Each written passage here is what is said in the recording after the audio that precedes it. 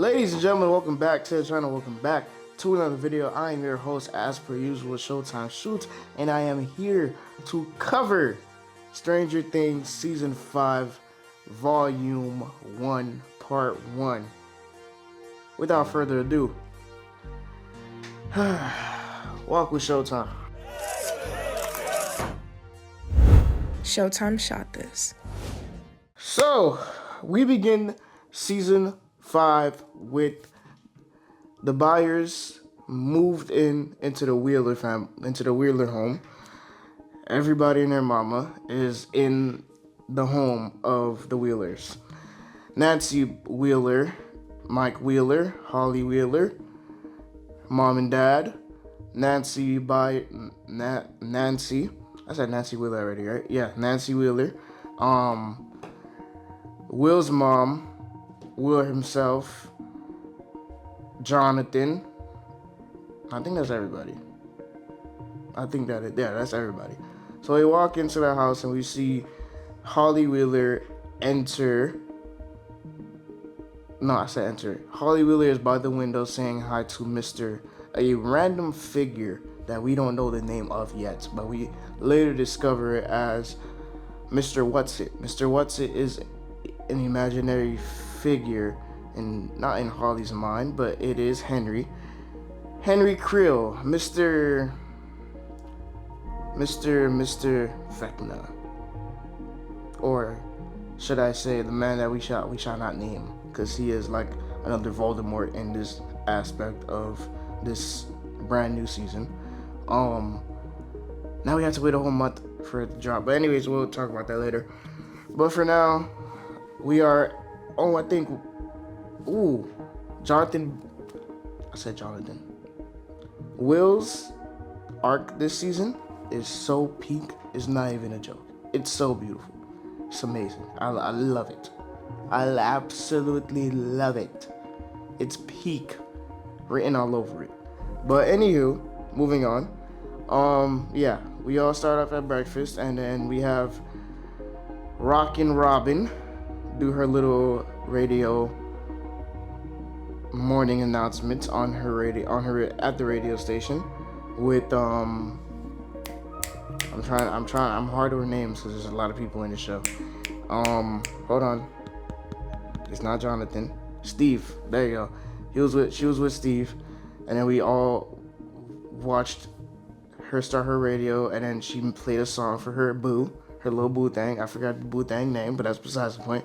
Anyways, Rockin' Robin plays a big impact on the show itself later on in these other episodes. But I believe she has been assigned with a bigger role in helping Will finding out who he is as a person, which is freaking amazing. But yeah, I don't. Oh wait, Jim hopped in to the brand new. I said brand new. He went into the Upside Down by himself. He went to the Upside Down by himself to figure out what the hell was going on over there.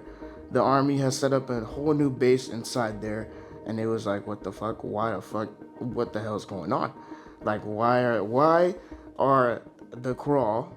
It was what they called it, the Crawl, entered the Upside Down, opened up the portal to the Upside Down, burned it up, opened inside, created a base, found Elle's kryptonite, which is fucking insanity. I never thought she had a kryptonite, but she has a kryptonite. And yeah, now we're here. We're in this brand new thing. He enters the Upside Down. There you go. Oh my gosh, I'm so bad. My bad. Anyways, he enters the Upside Down. He goes in to figure out what the hell's going on with this Crawl thing.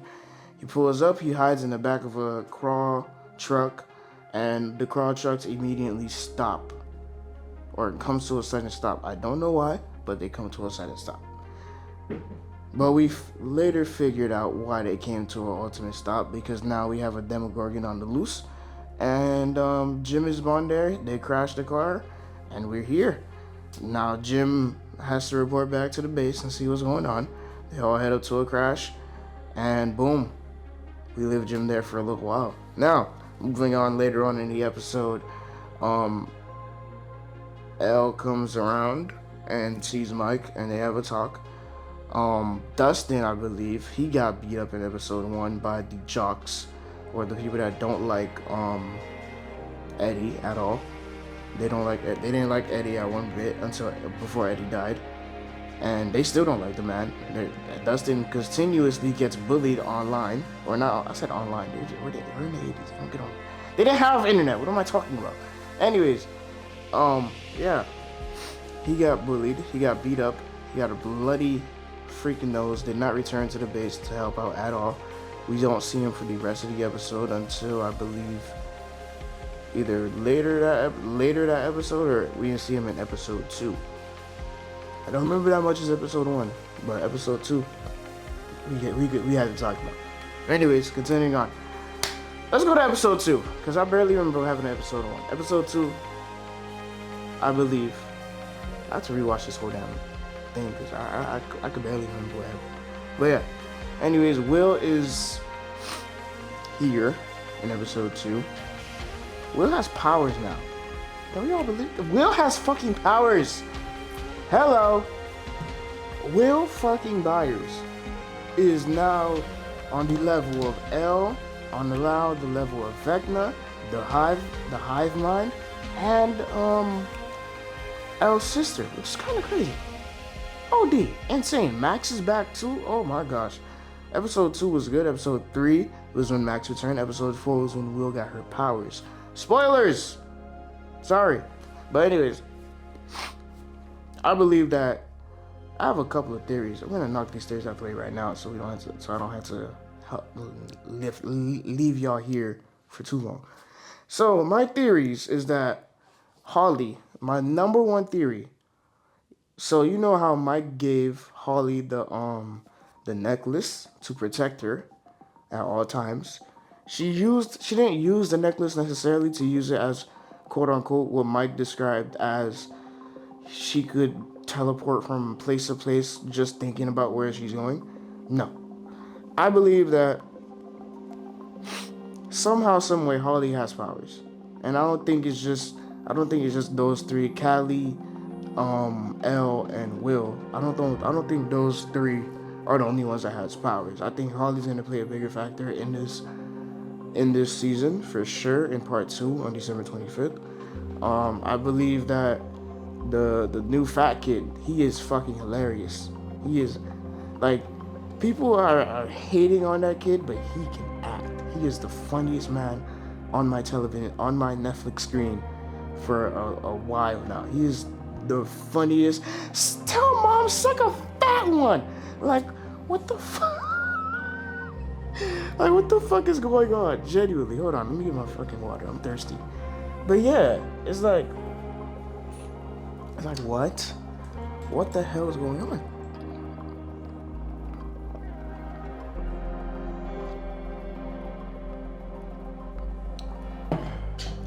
Stay hydrated. Anyways, moving on. But yeah, Elle follows Jim to the Upside Down and tries to help him because in episode 2, Holly gets kidnapped by a Demogorgon. Holly gets kidnapped by a Demogorgon because Vecna wanted to capture kids, and that's exactly what he did. He sent the right-hand man, aka the Demogorgon, to come and attack Holly, grab her, get her into the Upside Down, and trap her into his mind, aka Henry's mind. Henry takes Holly into his house, make her some blueberries, and his next target was going to be Derek. But the crew, the lovely crew, Mike and everyone else, decided, okay, we're not going to do that anymore. Fuck. Anyways, we're not gonna do that anymore. So we're not gonna let Vecna come and get her next target. Will comes into the fray, snatches up Derek, brings him to, I believe it was Will that brought him to the crew. I'm not too sure, but no, I lied. They gathered up. Erica made pie, invaded the home, of hold on, there's a lot of noise going on background. But anyways, yeah, invades the home, grabs Derek or knocks him out with pie. The man does not. I don't understand this kid. This kid is too fat to not be eat pie and not knock out. They drugged the pie. Obviously, Erica drugged all the pie, and then when we saw that, she fucking knocked out. It was so funny. Tina, which is the best friend of Erica, the former best friend of Erica, came in and she Erica purposely made Tina's favorite pie to make Tina forgive her for whatever reason on why they're arch nemesis. They don't really explain that, but that's besides the point. We go from there. Once we go from there, they invite. Erica goes in. I'm so sorry. Brings her the pie. Everybody making the pie, and the pie was good. Obviously, the dad started acting a little funny. He got up off the table, started walking. He falls into a fucking coma and knocks the fuck out. We had the same thing happen to the mom. Mom pulled up, saw the concern for the dad. She kneeled down, dropped dead. Same thing for Derek. Derek dropped down, he dead. And now Tina's fucking worrying because it's like, oh, I gotta call 911. Eric, I said call 911. And I said, eat that goddamn pie. Grabs the fucking needle. She did that shit so aggressively too. She said, right to the neck. And I was like, holy shit. That was the funniest thing ever. But yeah, back to Holly. Holly's trapped in Henry's mind. Henry has a boatload of memories in that mind. And she's trapped in the house until someone comes to the mailbox, drops a note, and drops a map to where that person is with the compass. And Holly follows that whole entire map, leading her into some big ass boulders where she finds someone in there. She says, hello, Henry? Is that you? And then the person runs across. And then as she's running across, Holly begins to run as fast as she can right back to Henry's house. She doesn't even make it to Henry's house. She sees someone following, and then she stops, she hides, and as soon as she hides, we pan up to see it was Max. How is Max alive in the mind of Henry and also in a coma, blind, crippled and paralyzed and disabled, cannot move, cannot see, to save her life? And she is currently in a coma at Hawkins Hospital alongside Lucas, and she's just there. How the fuck is that even possible? Can someone explain that shit to me? Because I simply don't know how. But later on, we figure out the whole story behind Henry, and he is so terrified of this boulder that Max went to when he went to go chase her down. Just got so freaking scared. She was so terrified, and he didn't want to come in. So I'm assuming that's a later plot point that we had to discover ourselves. Max is back, but is trapped into Vecna's mind, obviously. And right now, we don't know how that's gonna happen. We don't know how she's gonna break out. But she did tell Holly that there needs to be a plan. And Henry does not need to know that you came over here to see me. Because that would be super, super messed up. That would fuck up the whole entire thing that's going on in the show. So I believe that Holly's going to go back in episode 5 to go back to the house and try to smartly convince Henry that she didn't leave the house. But I believe Henry will figure out that Holly obviously left the house. Not sure how, but we're going to figure it out. I don't know if Max has comms, like a radio or a little telephone thing, to alert Holly if Holly's in danger, or Holly to notify her that she's in danger, because they are in the mind of Vecna, and I don't think Vecna has that just lying around somewhere. So that's what I'm assuming. But I think episode 5 is going to show how Holly goes back and tries to escape the mind of Henry Krill, aka Vecna. Moving on, Max returned. That was episode 3. Now we're on episode 4. Will gains his powers. Shout out to Rockin' Robin, bro. She is the GOAT of this season. By far. The GOAT. The GOAT of this season. Sorry for the ear rape. But yeah, she is the GOAT of this season, for sure. She made sure that before they got into anything else, Will fully locked in and figured out who he was as a person and why he is that as a person. He fell in love with Mike in the beginning years of their friendship. Mike asked if he wanted to be a friend. He said yes. And boom, bada bing, that set up the love of his life. Mike is the love. Now, Mike is the love of Will's life. Or Will is the, yeah, I worded that correctly, my fault. But yeah, so Will obtains his powers. He could tap into the hive mind, spy on Vecna, take him out. So I'm assuming at the end of episode 4, you should have seen that shit. That shit was so peak. I feel like if Will added a little smirk, just a little smirk, into that last scene, that would have been mwah. But him wiping his nose like Elle was so fucking good. He went like, he looked, he did up, he panned, he just, and then that ended that episode. I was like, oh my gosh, that's so peak. Now we have to wait a whole fucking month for 3 more episodes, and then the finale on Christmas. I said on Christmas, on New Year's Eve. But gosh darn it, that was so good. Yeah. So I don't know what the hell's gonna happen next. I believe Holly's gonna find out that she also has powers in her own little way.